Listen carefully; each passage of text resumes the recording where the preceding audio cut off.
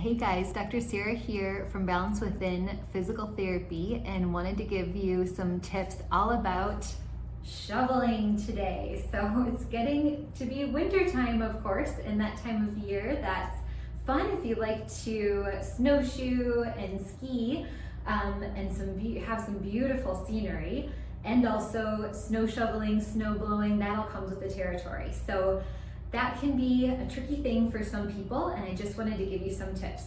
So first of all, if you can get an ergonomic snow shovel, these things are awesome. So shout out to my mother-in-law who got us one of these about 9 years ago before I even knew they existed. And there's all sorts of them out there, and you'll know that it's an ergonomic shovel because it'll have this bend in the handle. And what this allows you to do is it lets you push the snow instead of having to actually lift and do this all the time. So even if you do have a normal snow shovel, you can still push the snow, and that's what I would really recommend. It's best if you can get out there when there's a few inches and do one round of shoveling and then go again when there's a few more inches instead of waiting until you have like 8 or 9 inches or something like that. But when you are shoveling, you're gonna wanna square your hips towards the shovel, so make sure you're not twisted and funky there. And then you'll want to push it. Just get your weight behind it. So that can be one hand here, one there, and leaning in with your feet and just have that body weight push it. You can do 2 hands to push it, however you want to do so, but pushing is always easier than lifting. And when you get to the end of your path, you can just leave it there. A lot of the time, you don't have to lift it. But if it's a smaller space and you do need to lift, then lifting comes down to good mechanics. So with lifting, again, you're gonna want your hips to be nice and square. You can have your feet level, or sometimes it's really helpful to have one foot in front of the other.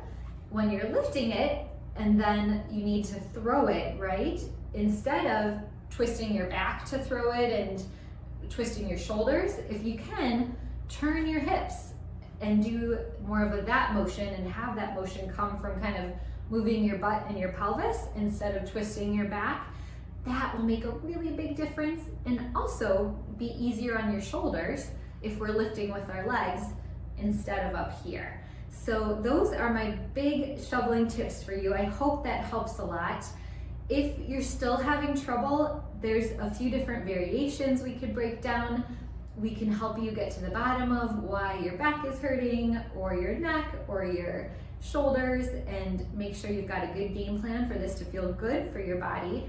And so just know that we do offer free consultations if you're ever wanting to pick our brains.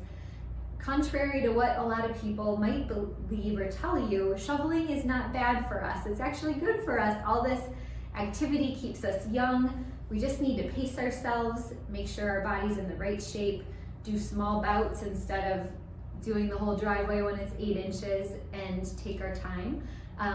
But we do have all sorts of free, great information to help troubleshoot back pain, shoulder, neck problems on our website at balancewithinpt.com. And also remember, we do have a few free consults each month where you can pick our brains. I hope that helps. Happy holidays, happy shoveling, and best of luck. Enjoy winter and stay warm.